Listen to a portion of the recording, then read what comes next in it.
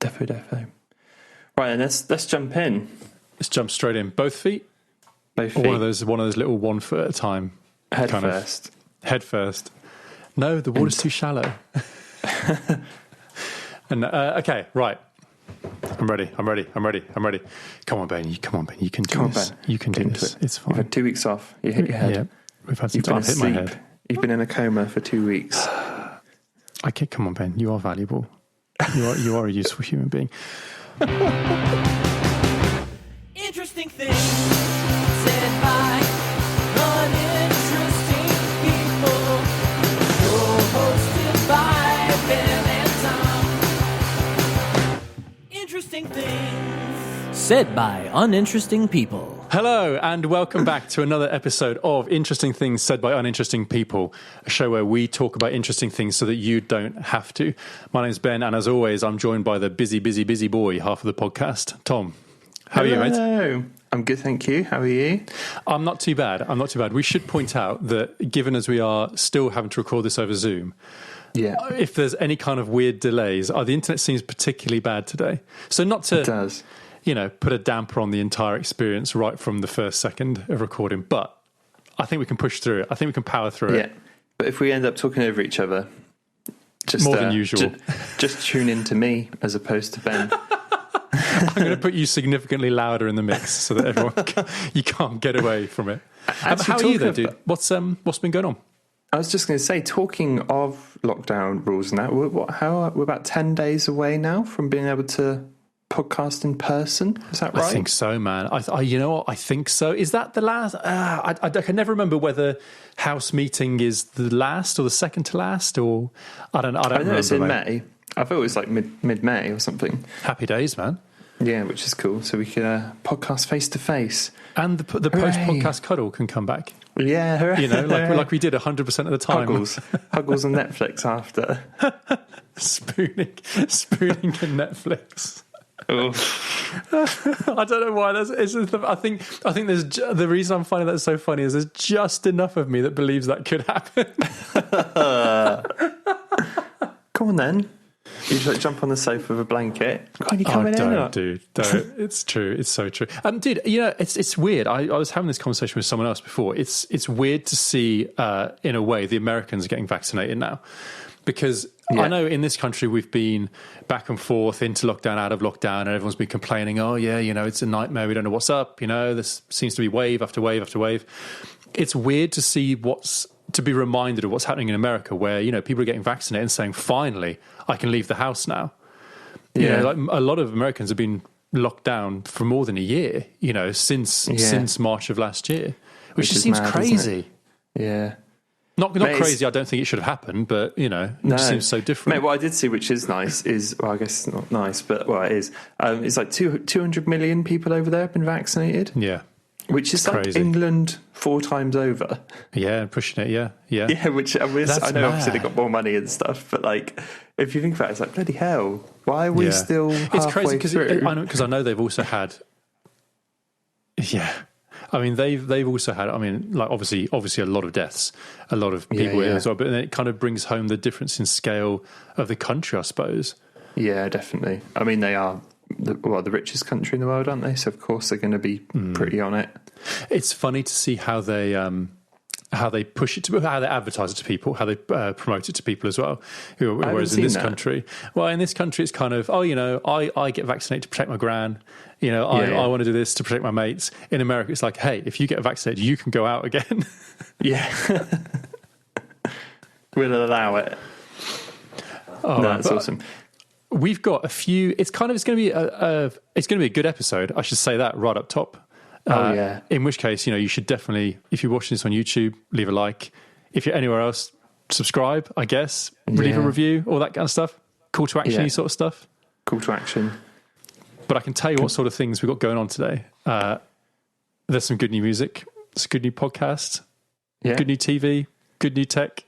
It's all in there, Excellent. Mate. It's all in there. It's all there. But dude, there's a good new album out, which I think we're both excited about. No, I know because you listened to some of this, but not all of it, right? I didn't realise the album was out, so I'm excited to listen to it after the podcast for sure. This is Weezer's new album, second new album of 2021, Weezer. Completely the opposite of what they've just put out. Yeah, much more stable. Well, I mean, the name Van Weezer in itself kind of gives you a clue. But mate, it's great. It's so good. It's so good. Awesome! I'm excited to listen to it. You've had a couple of the tracks on Spotify for a while, right? Yeah, I've had The End of the Line and Hero on Spotify. Probably, mate, I said 6 months, probably pretty much since they were out. So I think that might have been 2019. I'm not sure. It's been quite a long time they've been out, those two tracks. Yeah, they're both great. They're both really, really cool. They're non-apologetic, big stadium, huge hits. And I think it makes sense because you said they were going on a massive arena tour, which I actually have tickets to, which is next year. Yeah, it's. I mean, I don't know whether we talked about this on the podcast before, but just because it's a bit of a weird situation that led to the order of these last two albums coming out. Because I think they wrote, or they were writing OK Human.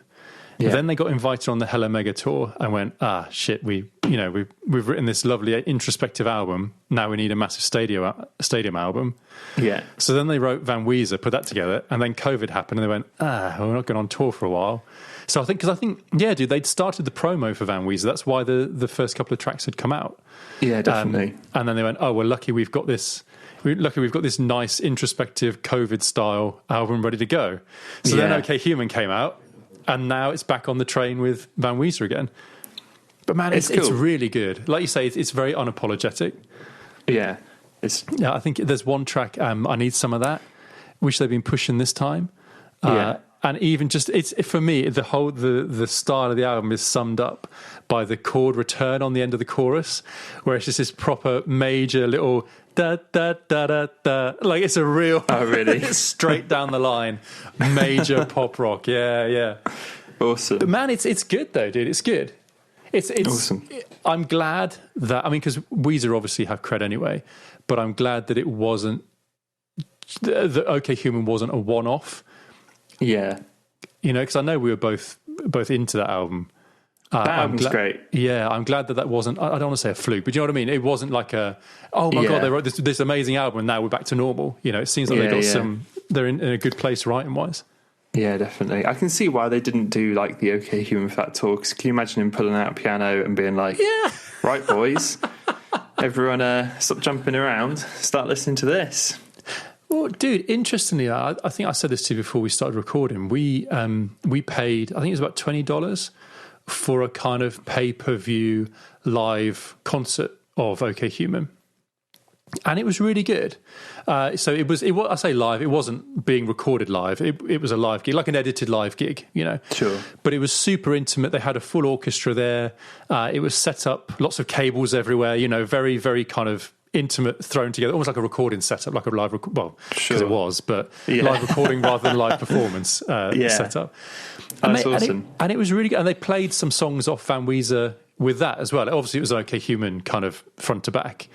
But yeah, man. I mean, how have you ever done anything? Would you ever do anything like that, like a pay-per-view to watch like a concert or a film, I suppose? I think I would for a film. A concert, I'm not so sure about, because like part of a concert that makes it so exciting is being there. And I'm not sure I'd get the same like excitement from just watching it on TV. But for a movie, like if Marvel did a pay-per-view for, let's say, Black Widow or anything like new like that, then I'd probably be well up for that. Because to be honest, I love going to the cinema. I really do. I'm excited to go back.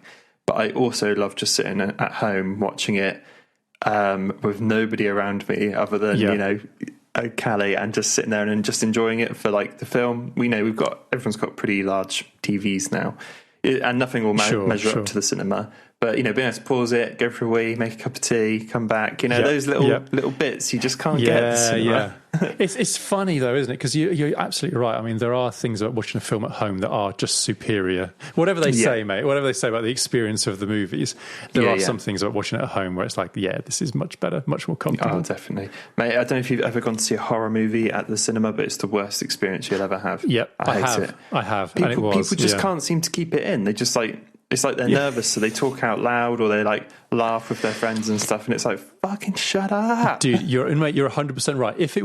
It's weird though. Yeah, I've never thought you've hit the nail right on the head with that, because it's not even so people screaming or like no. like, because I could deal with that. That would almost add to it, if everyone was scared together. But you're right. Every scary movie I've been to, people just chatter away like, "Oh, look," as if they're trying to. Yeah, they do. They're trying to make themselves feel better because it is kind of scary, At the end of the day, like, they're supposed to be scary, but it does my head in. Yeah. We went to, I can't remember the last time we went to see, I think it was It 2, which was, to be honest, that was crap anyway. But it was so annoying. The first It was amazing, like really, really great. Sure. The second was absolute guff. Oh no, man, dude! I haven't seen either of the new It films. Mate, the first one's great. It's got the guy from Stranger Things, one of the kids from there. It's got the vibe down perfectly. It's in the 80s. It was in that 80s boom we had recently, or are still having. Yeah. And it was perfect. Such a great, fun film that was like, part Stand By Me or part horror. And then the second one is just, it's just awful. It's set like 30 years later or something, and it's just shit. What I do, because I haven't read the book either, but what I do know is that apparently that's in the book. Like, the book itself it flicks between the two, right? So it's like it's both stories at the same time. Yeah. No, I don't know, man. Maybe I'll watch it one day. You're not selling it, to be honest, but maybe I would watch the first one. The first one's absolutely fantastic. And then stop. Just not. Yeah. Just stop. Very much like Ready Player One, the book. Just read the first one and forget the second one existed. Yeah, exactly. Oh, did you see? I don't know. Sorry, just thinking about music. I think I probably agree with you. I don't know that I would regularly pay 20 quid to watch a gig at home. I think it would have to be something I was really. Because I don't put it this way. I had a great time with the Weezer one, and I really, that 100% worth it. We both enjoyed it. But I don't think I'd do it for a band that I was semi-interested in watching. Yeah, and that's the thing, like, you could do, if someone said, do you want to pay 20 quid to see this band live, and you hadn't heard of them, you'd be like, all right, I can get a few beers and, like, chill out and just watch them. Because I'll at least be out the house with other people, pre-COVID, I'll at least have a good time because of that. Yeah, sure. So, but yeah, I don't think I would, unless it was something I really, really, really wanted to see, like, I don't know, Blink doing something with the original three or something like that, It would have to be something really, really, really cool. Dude, talking of that sort of thing, I'm a big fan of Coheed and Cambria, and they did, this is quite a while ago when NASA were doing like a mission to Mars or something, when they launched a Curiosity rover. They had like a concert, and I don't know if NASA own the orchestra, but it's called like the NASA Props or something, and they do like some tunes. And they invited a few bands on, and Coheed had just put a song out called Here to Mars, and it's like a love song. And they did that like acoustically with this massive orchestra, and it just sounds amazing. Man, that's like a really cool I'll pop touch. that in the show notes as well in case people want to check it out. Yeah, it's really cool. If you know the song's quite like full on and rock, and he definitely gives it 110%, even though it's kind of acoustic-y. Yeah. It's just a cool thing because, Mars was such a big event back then. I think that's when old Elon Musk was talking about going there a lot and all those sorts of things. Yeah, it was the hot topic. So seeing all that come together was really cool. And it's just it's a really nice version of it. Nice, man. I think, dude, everyone loves a good acoustic orchestra style. Yeah, man. Adding an orchestra to stuff is always cool. It's always good. Dude, we should move on, but I know we've got on the list here the new Twitter tip jar idea. Yeah, I mean, you I know this isn't out yet, but you're probably more across this than I am. What is it? I saw this come up this week. So a lot of users on Twitter, and I think unfortunately, well, I don't know. I guess it depends what side of the fence you're on, but a lot of accounts which post sexual photos, I guess, for lack of a better way of saying it, often put a link to their Cash App, or like they'll say, I'll donate here, donate there, or whatever. So Twitter have now put a tip jar at the top of not everyone's profile yet, it's still in like testing, but you can, at the very top of your Twitter profile, where you'd normally press the follow button, there's actually a little like cash button. And then interesting. Okay. You can actually pay someone directly through Twitter, through whatever it is. I think it's just called a tip jar because the idea is you don't pay for something specific. It's just like a, I like your tweets, here's a tip. Yeah, sure. Which is quite interesting. But as a as a guy that does create things and stuff, it's quite a nice little thing because, if the option's there, I'll probably whack it on the top of my Twitter. Not that I expect to get much through it, but, you can always say at the end of like a YouTube video, going, if you enjoy this, go over on Twitter and drop a tip if you want. You can cool. support me like this. Yeah. It's an interesting one. I think it's kind of smart because if one of the things that social media hates is linking outside of social media. They want to keep you on it. So the second you press that Cash App to go to cashapp.com, you're no longer looking at Twitter.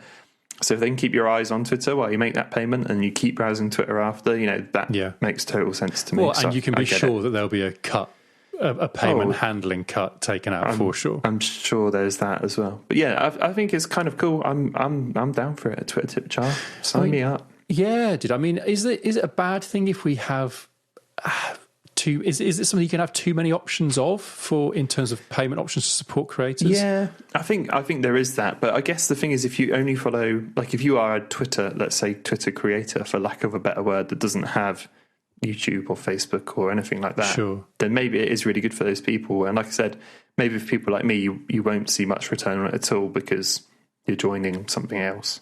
Yeah. But if you've got like a Patreon and a Twitter tip jar and, a join button on YouTube channel and a coffee, donate me a coffee thing, it's like, bloody hell, where on earth should this person go to actually give you some tips? Yeah, I guess though, is that good or bad? Because on the one hand, it dilutes the message. You can't say, hey, here's my coffee link or whatever, or send me a super chat on YouTube or what have you. But at the same time, if there's options everywhere, maybe you catch more. I don't know. It'd be interesting to see how it'll play out, I suppose. I hope there's no barrier to it is my concern, because if it's just the big creators who, let's face it, have probably already got enough cash. It'd be a shame to just see that those privileged few take the Twitter tip jar. So I hope it does come to everyone. It might well do. I haven't really looked that hard into it, but I hope it does. Oh, but the thing is as well, that's got another problem to it too, which is if say you need 1,000 followers, or let's say you need 5,000 followers to be able to use the tip jar function. We're going to be back in the days of spam follows. Yeah, that's true. It really would be just useless, worthless follows on your account. It's like, great, brilliant. Yeah, you like tweet and you get one like despite having like 100,000 followers. Yeah. I suppose the logical next step for Twitter as well would be content behind a paywall or subscription content, I should say. It does make you wonder, yeah. So if you could like tweet to members only and they get a little notification, that's an interesting model. Maybe that is something they're looking at. Yeah, I mean, because I'm a man of the world. I know the sort of accounts you're talking about, posting the sexy photos. I know they exist. Yeah. Because they're like pointing people out to sites like OnlyFans, right? Yeah. If Twitter can keep it all in house, so these creators can put stuff up, on Twitter that is then just hidden behind a paywall within Twitter, then that would be obviously good for them. It's also less work for the creator because you only have to deal with one platform.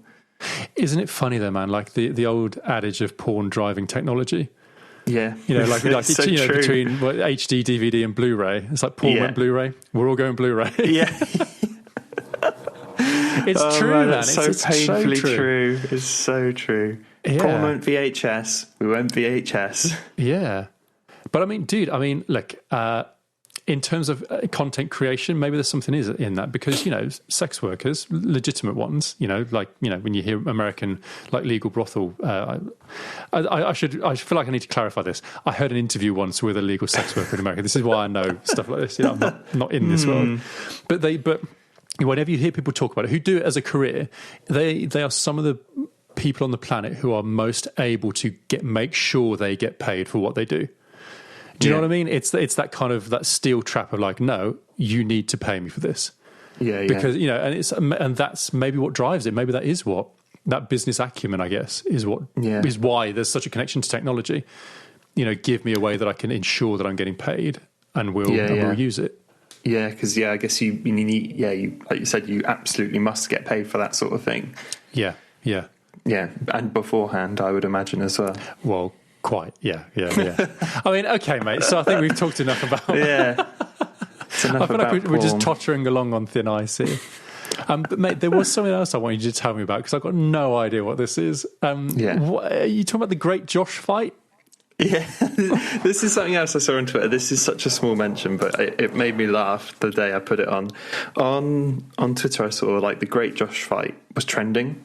I was like, what on earth is this? So I just like clicked into the hashtag, and basically somewhere in America, I assume it's America, I didn't actually look that up, someone organised every single Josh they could get to cut. This is potentially the most COVID unsecure thing you could imagine to do. Right. But got every single Josh they could find to meet up in this massive field. Everyone had to have a pool noodle, and then there would be a battle to crown who is the real Josh. So everyone that did all the clips from, because there's loads of clips on YouTube, everyone just shouting Josh, Josh, Josh. Oh my God. And it's just mayhem. But the cute little thing about all of it is they named the real Josh this kid that turned up who's about 4, who had a pool noodle. So they crowned him the real Josh. So I mean, I'm expecting I know the answer to this. Is there like a rules to win? Is it like a? Do you have a thing you have to do to win, or is it just mayhem? Dude, as a Tom, I couldn't look any further than certain rules. Yeah. No, I don't know, but it just really made me laugh. If you can find some clips from it, it's just weird and funny, and like, what on earth? Mate, you know what? That makes me feel happier than it should, because it feels like we're maybe edging a little bit more back towards what the internet was always good for. Like silly stuff. Oh, it's silly, ridiculous things. Definitely one of those memey sort of things. But yeah, it was just really funny. I was just watching some clips, like, what the fuck? Oh man, dude, we should get our own thing going on. Like, we obviously have to have two separate events. Yeah, the Battle Tom for off. the Bens. Yeah, Tom off. Battle of the Bens. Mate, that sounds really good. That's got a nice ring to it. Right, fine. We're 100% doing that. Stay tuned. Could sound like a historical fight, the Battle of the Bens. Big Ben was there. It was mad. Oh man, maybe it should take place at Big Ben. Dude, I'm sorry, in the streets. All I can think of is an EP that was released called The Bens, and it was Ben Folds, Ben Queller, and Ben Lee. And it's really good. It's a really solid EP. It sounds great. If you don't know, even if you're not into any of those three guys, it's a really solid EP just called The Bens. I was like, yeah. That's all I can think of. Sorry, mate. That could be the theme tune to the Battle of the Bens. Yeah, that'd be awesome. Mate, would it be a Tom down? Like a Tom off? I think it'd be a Tom sounds off. A bit weird. Yeah. I mean, sure, man, it's your thing. Yeah, you're not coming, man. So, what would Randy's be? Let's not even get into it. What's next? I mean, dude. Speaking of just random internet things, I have got. It is going to be like a very short 2-part Ben's Rex section, slap bang in the middle of the show, because one of them is a new Twitter account to have a look at, which I think you'd really enjoy. Maybe you already know about it. I think it's probably pretty big. It's called Humans Do Shit. I don't think I've heard of it. It's nothing to do with going for a shit. It's just about doing good things, and it's kind of, they post fairly often. It's short and sweet, they got posts most days, so it's an account I would say you could follow to sprinkle a bit of happiness through your feed, Oh, cool. So it's nice things at least. Well, a lot, right? It's the full range. It's nothing too horrible or too shocking, but it's the full range of people doing things that are just cool. There's little clips of people like failing on a skateboard, like fall off a skateboard, but then managing it to turn into a capoeira kind of style flip and landing on their feet, that kind of stuff. Nice. It's got mistakes. Like there's one, there's a clip with, it looks like it's maybe in an airport, perhaps. It's basically a mum and a little boy coming up to, I think it's a little child, coming up to a security stop with a guy with a thermometer in one hand and an antibacterial spray in the other. And instead of using the thermometer on the kid's head, just squirts antibac straight in the kid's face. Oh no! I hope the kid's fine. I hope the kid. I should say I'm not like relishing in children having unpleasant experiences. So some of it is, it's like the old school days of like fails. There's a lot of fails in there, but there's a lot of unbelievable stuff. Yeah, dude. Like I say, it's only a short recommendation, but nice. It is what it is. Humans do shit. I think the tag is something like Alpha Humans with a Z. Right. Yeah, I'll get it on it's the worth a follow go, now. man. It's worth a solid go. But in a similar vein, part 2 of Ben's Rex is a podcast to listen to, far more successful podcast than this one, far better podcast, some people would say. It's called Confessions of the Idiots. Right. I already like the sound of it. Yeah. It's really good, man. It's really good, just as a kind of a light-hearted background kind of podcast. It is. It's hosted by an Australian comedian called Sam Peterson. Yeah. And basically, he gets guests in. So other comedians, I know, like I recognise a few of the names. So other comedians to come in to talk. Sometimes they're quite famous. I think Tim Minchin did an episode. The actor Sam Neill did. In fact, if you were going to check it out, find the episode with Sam Neill, because that's just really good. I think Ross Noble did one as well. So there's names you might recognise, doing guest spots. And basically, what they do is there's a website that they pull confessions from, where people go on and make anonymous confessions about things they've done, and they just talk about it, somewhat like an agony aunt kind of style, but this feedback is never getting back to them. It's more like commentary on these things, and there's like 4 or 5 confessions a show, and dude, it's just laughing at people who are either idiots or are just terrible people. And it's I almost don't want to spoil it, but it's confessions like, there's always, it's never just as straightforward as, oh, I've cheated on my wife or what have you. Yeah. It's like, I had too many coffee martinis, espresso martinis before a date, and then pooed myself in the toilet and left and never came back. Should I talk to the guy again? It's stuff like that. Or like, in fact, a lot of them do involve poo. Like I got really drunk and pooed in my friend's sink. Oh no! Yeah, it was. Yeah, but there's stuff like that that's a bit gross. I'd say they've maybe fall into 3 categories for mainly. Yeah. There's people who did something unseemly, probably involving poo. Yeah. There's ones where they are just clueless, like they've got a business idea, or they've got just this ridiculous view of the world that maybe is written by a teenage boy, I want to say, who with not much experience of how the real world works. And then you've got the ones that just clearly didn't happen, normally involving sex. But they're just are obviously wild swings for the fake fence. Yeah, I assume they can pick those out nice and easy. Like, this 100%. didn't happen, mate. Yeah, every time. Yeah, it's like, that didn't happen. Yeah. But you know what? You can still treat them like it did. You give them the benefit of the doubt. Yeah, man, and I'm just into it, man. The episode's probably about 50 minutes, an hour long, I'd say. Maybe cool. some a bit shorter. Yes, they're not long epics. But yeah, man, and it really is one where I would say if it sounds good to you and you want to check it out, scan down through the list of episodes, find a name you recognise. Like I say, Sam Neill turns out to be very funny. I mean, he's always posting funny things, but he's got a good set of wit chops on him as well. But so that might be a good place to start. But yeah, start wherever. Confessions of the Idiots. I would just recommend it. Yeah, that concludes Ben's 2-parter. Ben's Rex. Ben's Rex. So we have to go back to slightly more serious stuff now. Slightly. You were saying you've changed. Oh man, this is such a left turn. No smooth segue here. But it's to do with the internet, I guess. You were talking about changing browsers. I'm sure Jared will appreciate it. So we're just 100%. Name dropping here. I'm sure he'll love this. I've switched from Chrome to Safari on Mac, and there is like one specific reason why. I think for the longest time I've known, or Apple always push, and like people online always say that like battery life, because I'm using a MacBook, battery life on Safari is incredible compared to Chrome. Chrome is a bit of a resource hog. I think there's no secret there that Chrome likes to eat up RAM and CPU and all that sort of stuff. That seems to be a common thread with it. But I was working at Rachel's the other day. I was working on InDesign, which uses, I don't know, it's not a crazy heavy program, but it uses up a decent. It's like running Photoshop, I guess. Relatively normal. You could do that and a browser at the same time, no problem.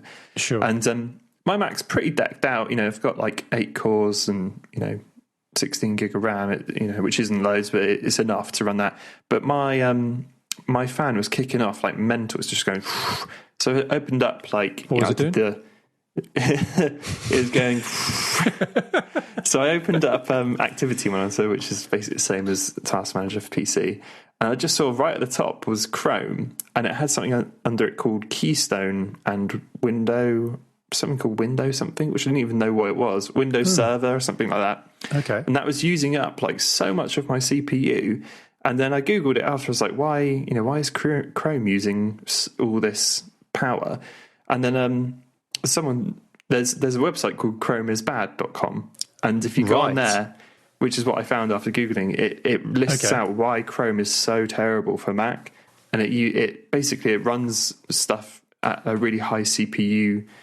It runs an update or something at a high CPU thing. And then it said if you open that with some other apps, it can really just ramp your Mac up. So it's like outputting constant, like won't cool down. And so I thought, you know what, I'll give Safari a go. That's the one that's built into Mac. It's one you're supposed to, in inverted commas, they're supposed to use and that sort of stuff. And since I've switched over, my battery life has gone up massively. And I've had no weird fan stuff. So wow, okay. It's a really strange one. I honestly thought all that stuff that I'd read, seen, watched, I just thought it would be like a placebo, like, oh yeah, I can feel, it feels like it's faster and all this sort of stuff. But the only thing I have noticed really is the battery life improvement. Usually when I'm working like freelance stuff with Rachel, I'll have to plug my Mac in twice to charge it back up. Sure, yeah. And I got to, I don't know, about 3:30 and I was on like 10%, and usually I would have charged it way before then. Yeah, so I was like, wow, that's made an actual difference. No way. I've converted over. I mean, what's it like? What's it like in terms of using it? I mean, any massive differences? Any massive improvements? The only thing which I love about Chrome is you have all your favourites in the bar at the top, and I just have them as favicons. So I just delete the words. So I just got same as you, probably about 1 million at the top. Yeah, and Safari initially didn't show that, and I was like, sorry, man, not to get here. Can we just really make a point of that for people? Because in terms of life tips, if you are using Chrome, that is an absolute pro move, right? You've got to do it. Yeah, you just need to see the icon bar. Not to derail this, man, but I really, because as soon as I got that tip given to me, what a game changer! Oh yeah, mate, it's huge. So I was disappointed. I went to Safari and I imported everything which is quite cool. You can just import a lot. So I imported everything, and then my bookmarks bar had gone, which I was a bit gutted about. But you can show it, but it just shows it as text, no favicon or anything. I was like, oh, this is crap. Like that's almost enough to make me want to go back. But you can do it. It's just not called the same thing. It's called pinning tabs. Okay. And they all just pin. They're just the favicons where you expect them to be. But when you click them, it opens up a tab, but the tab is like that small. I see. So it doesn't open up as like a big new thing. It opens up normally, but just as a tiny little tab on the left, like a little pinned thing. So that's kind of solved that issue, which is cool. The only thing I was worried about is because I do so much YouTube stuff, which is obviously all Google. I thought, best stay on Chrome because then it's all going to work how it should. But I've had no issues yet on that sort of thing. So I'm still on Chrome for PC. I would never switch away for PC, but for Mac, I'm Chromeless. It does make you wonder, man. Maybe I'll look into it. It makes you wonder if there are similar issues with Chrome on Windows. Wouldn't be surprised. I do wonder because, like, on my PC, I've got like 32 gig of RAM and a bit more. The processor's not as beefy actually, but I just wonder if I've got so much more headroom on there that I don't see any slowdown. Yeah, sure. I wonder if Chrome is just literally just chewing up the RAM as opposed to, I don't know. But yeah, all these other little things like Windows Server and Keystone, all that sort of stuff went away the second I stopped using it. So, man, so you believe the Apple hype? Yeah, well, to a point, yeah. I mean, I don't know if it's just unlucky because there's like comments saying I've never seen this pop up in my activity monitor or anything like that, but mine did. Yeah, okay. So very weird. That's weird. Do you use Safari on mobile? Yes, I do. To be honest, like mobile browsers, I almost don't care because I don't browse the internet enough on there to be like, I want to use Chrome. But if I'm on an Android phone, I use Chrome. If I'm on the iPhone, I'll choose Safari. Yeah. If anything, mate, now that I think about it, I haven't really given this much thought before because I use Chrome on my mobile. Yeah. And I almost get annoyed that it wants. I know you can turn all this off, but I don't like how much syncing there is. Yeah, I know what you mean. You know, like I want it to, you know, I think I got it set up as best as it can be, but it still feels like I want my mobile to be separate from my everyday life. You know, from the rest of what I'm doing on the worktop, on the workstation. No, yeah, I get that. Yeah. Oh, who knows, man? Let's just put us in charge of browsers. I'm sure we could throw one together. It's weird. How hard can it be? It's worth checking. If anyone is interested, go to chromeisbad.com and just have a little read through. I know most people might not be on Mac listening to this, or they might well be. But if you notice any weird slow ups or anything like that, then go have a look. Yeah. It's funny, you know. Just speaking of slow ups, because my recording software was playing up just before we got together. Yeah, and I've had to switch the buffer to a huge size, which won't mean a lot if you're not, you know, if you don't do that sort of stuff. But I wonder whether that was because I had a few too many tabs open. Who knows? It does make you wonder, but it also makes you wonder, like, why haven't Google obviously know that Chrome is a bit of a hog in terms of stuff. Why haven't they tried to sort that out? Or maybe it just needs that much. I don't know. Or just do like a light mode, Chrome Light. Yeah, you know, wouldn't be a bad shout, would it? But yeah, you know, that's the long and boring story of why I switched browser. But mate, I wouldn't say it's too boring. Yeah, it's very useful. so far, I haven't looked back. But yeah, Chrome definitely for PC and Chromebooks and stuff, of course. But I think for Mac, Safari does make a compelling argument. You heard it here first, straight from the Mac shill, the Apple sponsored.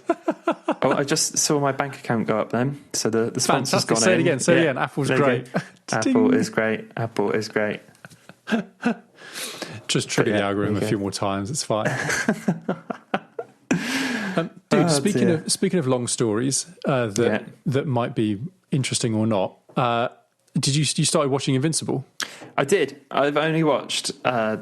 This is Amazon Prime original, isn't it? Which they're very proud of. They like to remind us all the time whenever you turn it on. Invincible, which is I guess a cartoon superhero story that's a bit more violent than you might expect. Yeah. I mean, they're long. I know Randy might be thinking about this already, but his attention span is very short. They're 45-minute episodes, mate, so I don't even bother. Yeah, don't bother. Yeah, if you can't hold it together, then don't bother. No, but dude, what did you think? Would you say good, bad, middle? It was great. The first episode seemed really, really cool. I've watched a little bit of the second one, but because they are 45 minutes, I haven't figured out the best time to watch them yet. So I'd usually watch like a 20-minute episode or something when I eat my breakfast in the morning, but that they are too long for that. Sure, yeah. So second breakfast, mate.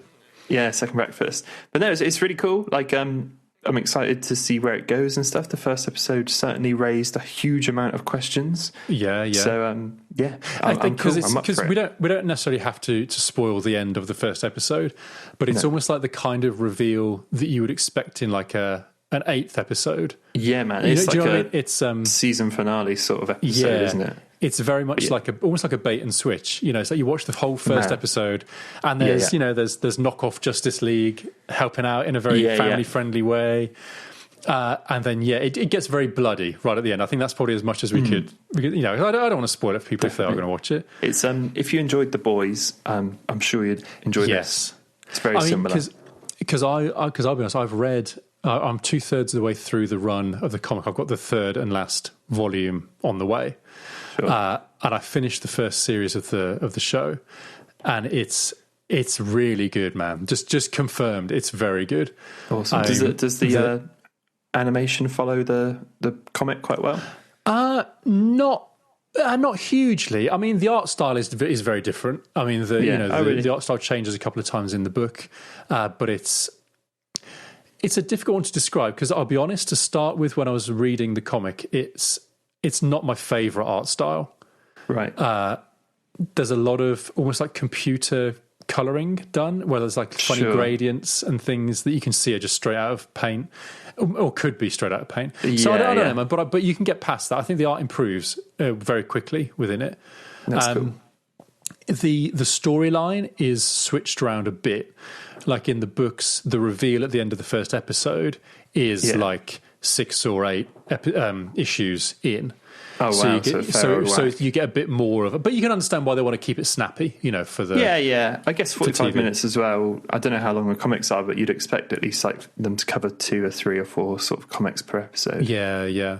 And dude, there's, storyline wise, it's like The Walking Dead. It's different enough to keep you to that. I'm excited watching it, but I deliberately, because this is the thing, man. When Invincible trailers dropped, everyone in a group that I'm in on Facebook that talks about this kind of pop culture stuff was saying, "Oh, I can't wait to see how they handle the twists and how it actually goes." And so I thought, oh man, I've been hearing about this comic for ages. I need to get on it. And because I don't want spoilers, I want to read through it. And I'm kind of glad I did. I think the show's really good though. I think it will definitely hold up for people who haven't read it. Awesome. Yeah, I'm enjoying it. It's renewed already for series 2 and 3. Oh really? Wow, that was quick. Yeah. And I think Seth Rogen is making a live action film of it as well. Oh really? Yeah, but they knew this. They knew because he does a voice in the cartoon as well. Oh no So way. it's all very like planned. Like, oh no, you were making a film too. That's awesome. I'll tell you what though, I wish I hadn't seen Corridor Crew talking about the animation, and they said, "Oh, you can see them where they've cut corners in the animation to bring the budget down." Right, not that I'm any critic on animation, but I did notice some things which look like they're just dragging a PNG around on a background. Like, way, look at him flying around. Yeah, pretty much. But yeah, I saw that episode as well, and I think they're talking about the facial expressions. Yeah, and they just give up on the last one. They just zoom in. Yeah. It's just zoom. Watch his mouth move. Yeah, everything else stays exactly the same. There's I think it's the last episode where the Invincible, the character, is flipping over end through the air like he's been hit and he's flying, and you can just see it's 2 frames over and over again, just like being dragged across the screen. Yeah, but you don't. But man, maybe we shouldn't have said anything, because if you don't, you don't notice it so much unless you've got to be looking for it, don't you? But yeah, it's. We should just to mention it in case people maybe are interested. It's a superhero sort of cartoon. It's a teenage main character who comes into his powers because his dad is this Superman style. He's basically character. Superman, isn't he? He's the equivalent. And I don't think we can say too much more after that, because it's just him learning to live that life. Yeah, and finding out it's a bit more there. brutal than he first expected. Yeah, there's a lot of it, isn't it? But man, I'd definitely recommend checking it out. The book or the TV show. TV show is very good entry to it. I'm excited to. I'll probably considering today's weather, I'll probably go and watch a few today. Oh man, dude, and screw these plebs listening to the podcast. You text me, you let me know what you think, and we won't tell them. We won't tell them anymore what you think of it. Oh dear, but no, it's cool. Oh, cool, man. Dude, I wanted to talk to you. I just wanted to mention real quick, because there isn't really a lot to say about this, about that Louis Theroux documentary. Yeah, go for it. Because this is going back a little bit to the days of Tiger King and Joe Exotic and what have you. Lockdown 1, the first one. Lockdown 1, yeah, the original. I know we kind of talked about this at the end of last year as well, so there's not really a lot of following up on the actual story itself to do. Yeah. But heads up, if you were at all interested in Tiger King when it came out, then Louis Theroux, I think it's probably common knowledge that Louis Theroux had interviewed him, Joe Exotic, before it's part Tiger of a bigger series, wasn't it? Yeah. Yeah. Well, he made a new documentary reflecting on that interview and following up, and he goes and talks to a few of he talks to Carol Baskin and her husband, and he talks to a few people around the story. Obviously he can't talk to Joe Exotic himself, but there's never before seen footage of their original interview that's very enlightening, and the sad, okay, taking my fan of the documentary hat off for a minute, what it does show is that Carol Baskin isn't probably the bad guy that she was made out to be. In terms of her killing her husband, for me, still 100% on the table that is a heavy possibility. I love that you buy into that. Well, oh man, 100%. Yeah. Just because the way she talks about it, make your own mind up, people. Check my second podcast, Bloody Baskin. Bloody Baskin. No. But it's interesting to watch because it kind of gives you. Oh, this makes it sound really depressing, but it kind of gives you the more grown-up epilogue to the documentary. Sure. Yeah, what actually happened. Yeah, and it also shows maybe that the original documentary makers weren't 100% on the level. I know every documentary is edited, but Sure. kind of, they're very non-forthcoming. They're not very helpful for other documentary makers to investigate this. Even before it was the success that it was. So it's not like after the fact, shit, we better lock up our property here. Yeah. There are a lot of, you will not speak to anyone else about anything to do with this, about anything to do with, surrounding issues, which Louis Theroux kind of butts up against a little bit. But yeah, I mean, look, if you're looking just for more information, it's about an hour and a half long. So there's enough to it. I think it's on BBC iPlayer. Cool. So you don't need a subscription to anything in particular to watch it. But yeah, and I would recommend it. And it's interesting watching some of the clips of Louis Theroux and Joe Exotic falling out. Oh, really? Because it's like the perfect match. Because Louis Theroux's documentary style, he will never get angry, but he just kind of with kindness, he's just like, oh no, please keep talking to me. Come on, talk to me, tell me about this. Go on, Joe, please. And Joe Exotic loves it because that's exactly what he needs to kind of, he's instantly forgiven, because there's a point when he feels like he's being taken the piss out of, and he feels like he starts to sense, which a lot of people don't with Louis Theroux, I think. So to give him his credit, he starts to sense that Louis is backing him into a corner, talking about animal cruelty and what have you. And he goes, no, screw this, I'm not going to take part anymore, but then he still wants to keep talking. You can see he loves being interviewed.